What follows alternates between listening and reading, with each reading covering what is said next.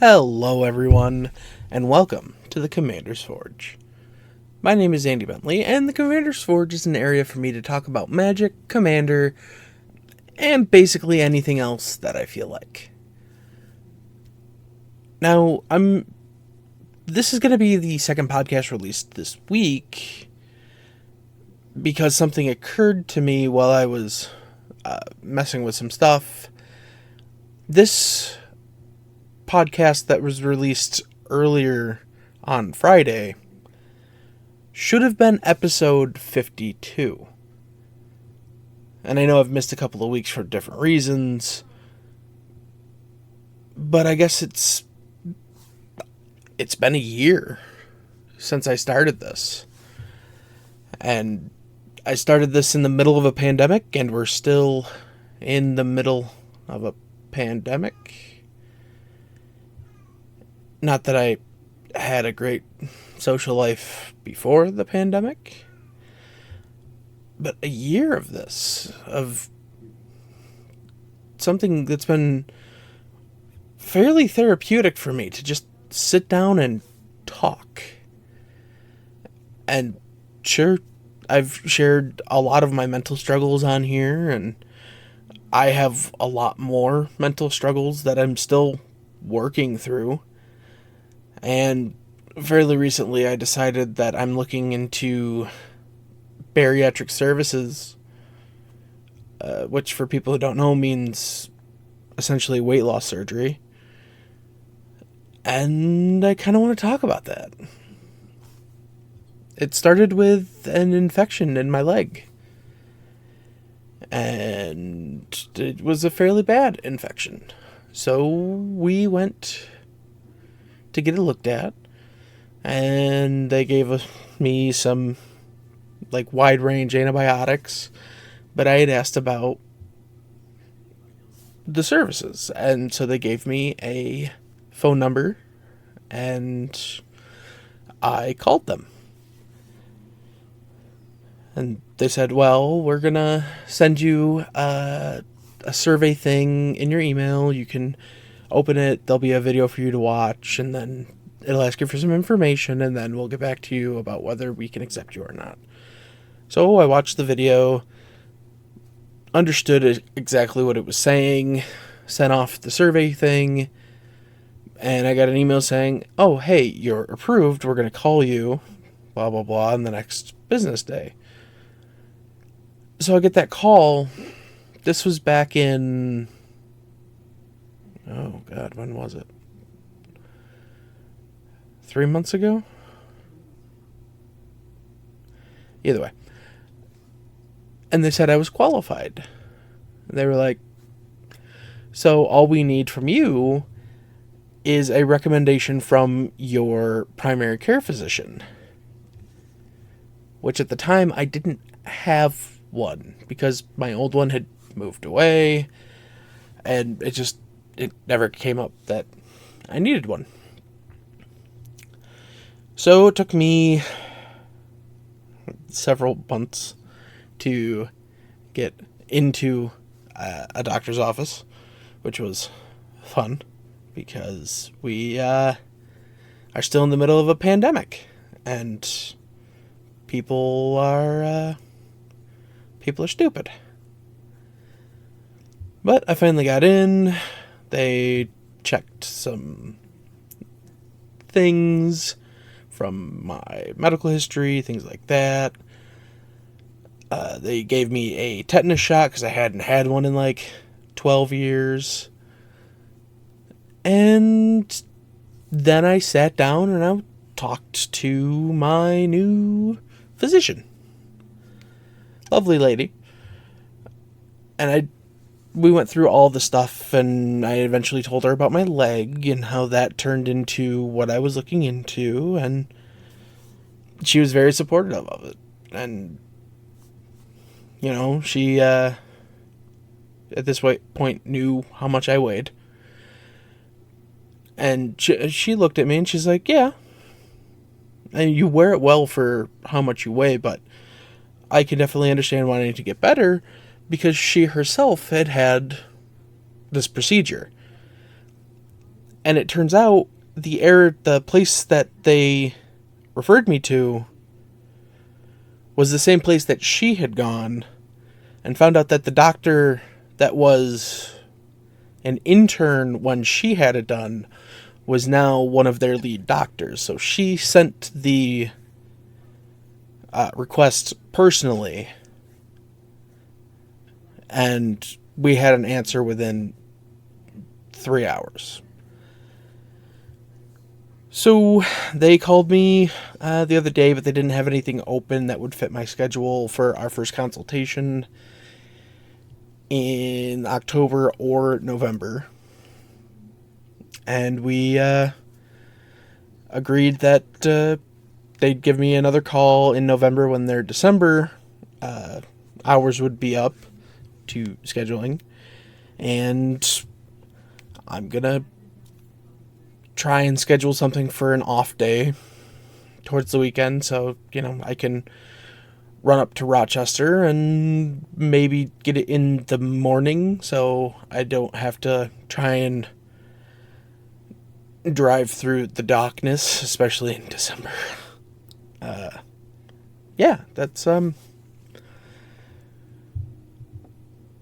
That's the journey I started.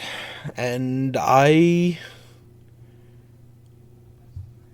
really want to be able to walk up a flight of stairs without losing my breath. And I want to be able to go for a walk without feeling winded. Hell, I want to be able to fit in a damn chair. And sure, maybe those aren't like the doing it for my health style answers people are looking for. But that's what I got. I want to be better for those reasons. The health side of it is just kind of a perk. And who knows? Maybe it's because, hey, I actually hit 30 and I didn't think I was going to live past my teenage years.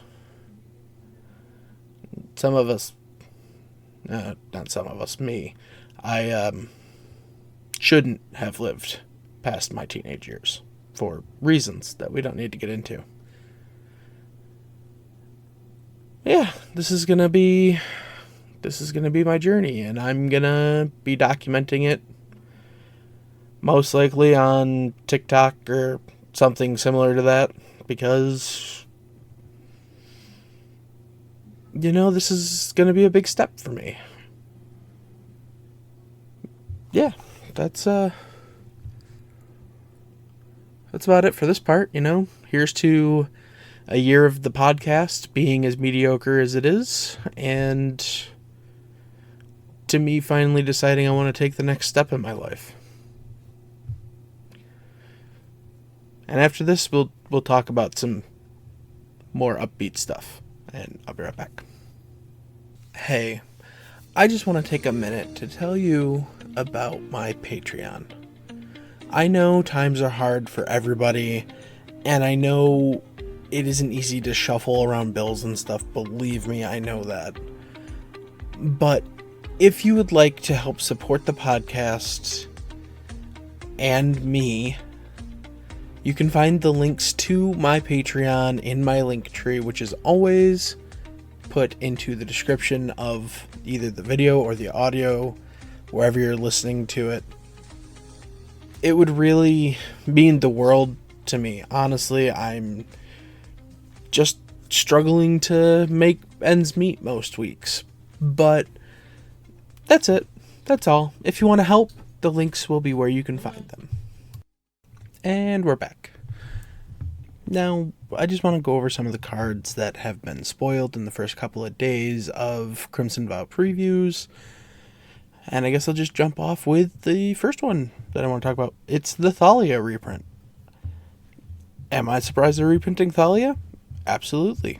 Am I happy they're reprinting Thalia? Also, absolutely. Thalia is a legendary human soldier. She is a 2/1 and she costs 1 and a white. Non-creature spells that anybody casts cost 1 more to cast. That's it. She's just a hate bear.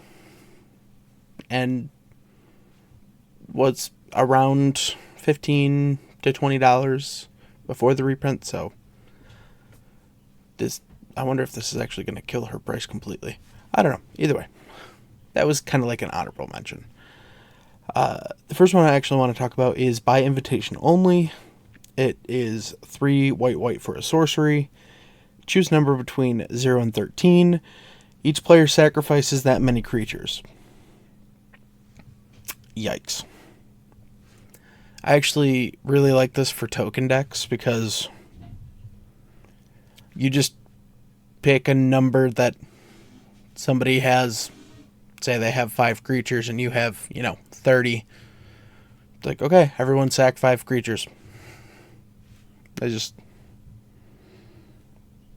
Yeah, that's about all I have to say about it. I think that's going to be a sweet card for token decks.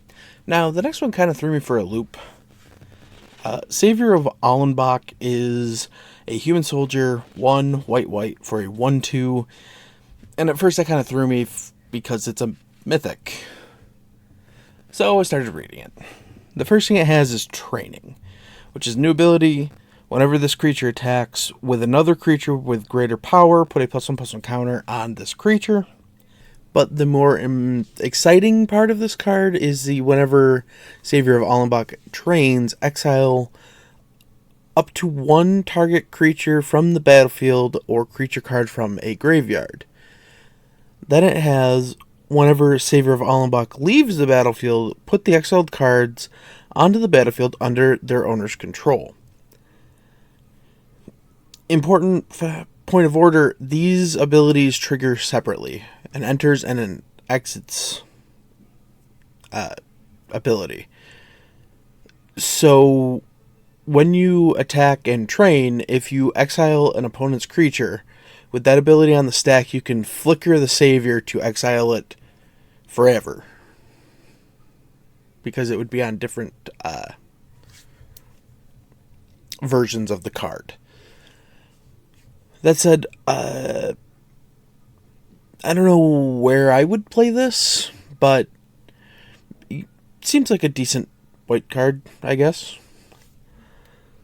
After that, we're going to talk about Geralt, Visionary Stitcher. 2 and a blue for a 1/4 legendary human wizard.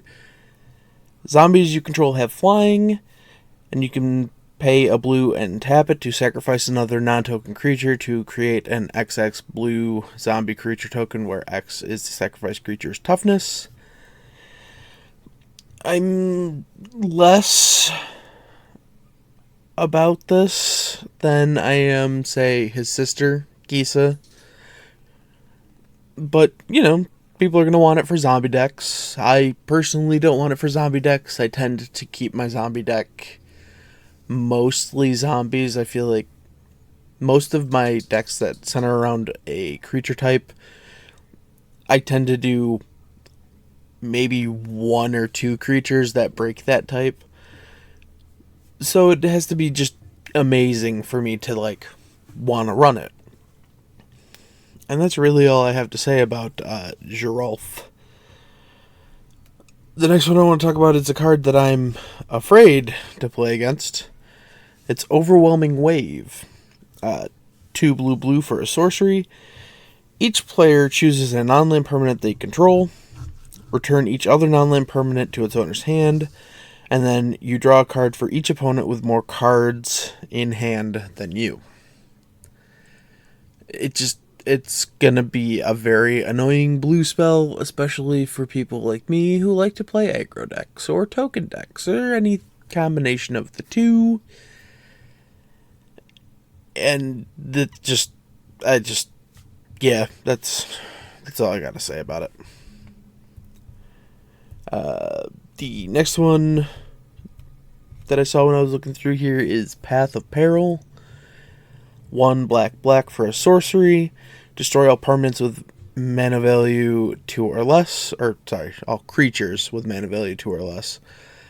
but it has Cleave, which is one of the new abilities, and it has Cleave for white-black.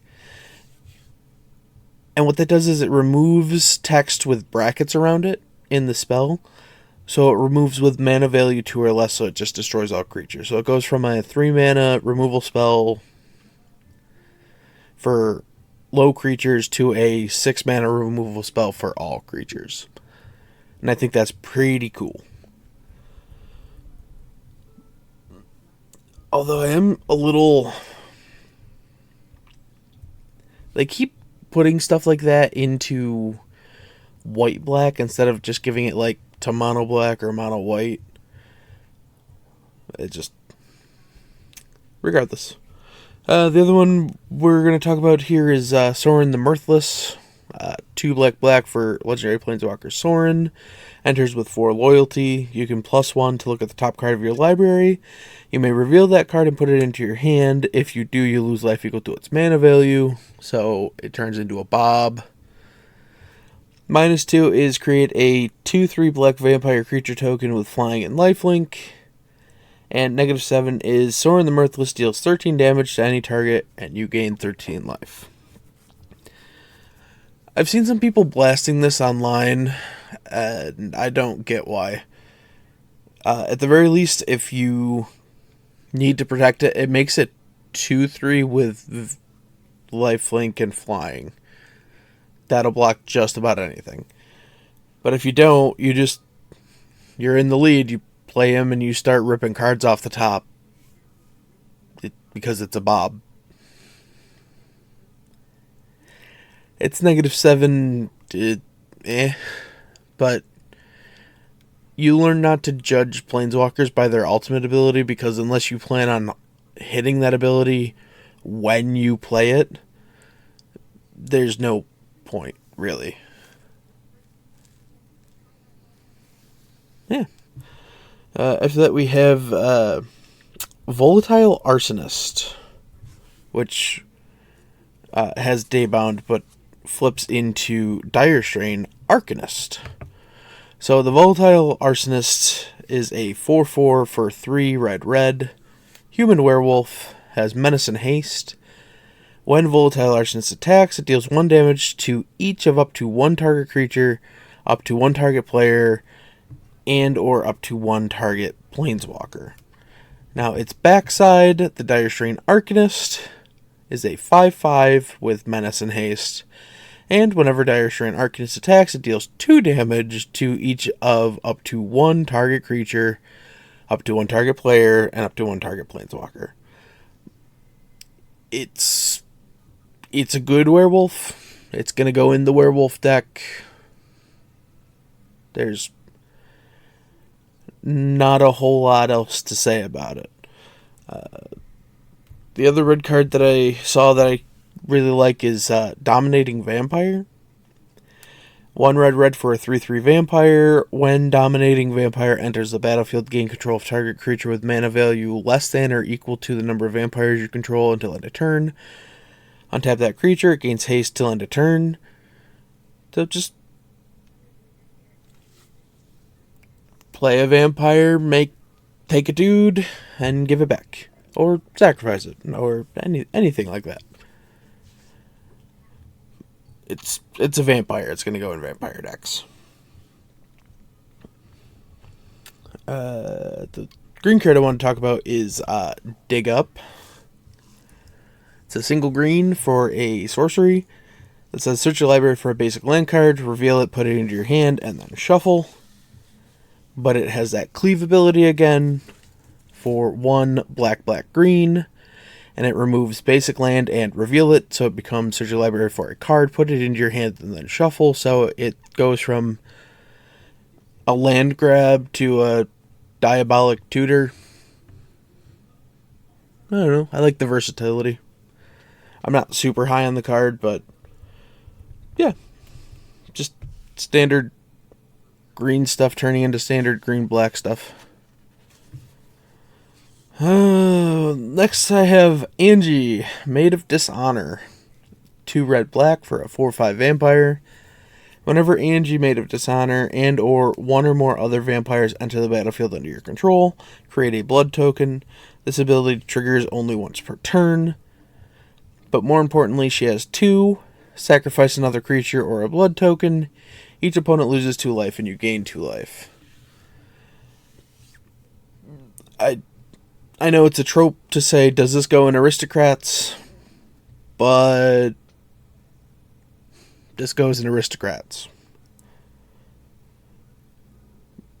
Yeah, that's it. And then we did get our confirmed 2 legends previously seen on a card. It is Halana and Elena partners. 2 red-green for a 2/3 with first strike and reach. And at the beginning of combat on your turn, put X +1/+1 counters on another target creature you control, where X is Halana and Elena's power. That creature gains haste till end of turn. I've seen this compared to like a mini Xenagod. And yeah, I kind of concur. That's play creatures, make them bigger, give them haste. Especially if it's anything that's going to, in turn, make Halana and Elena bigger.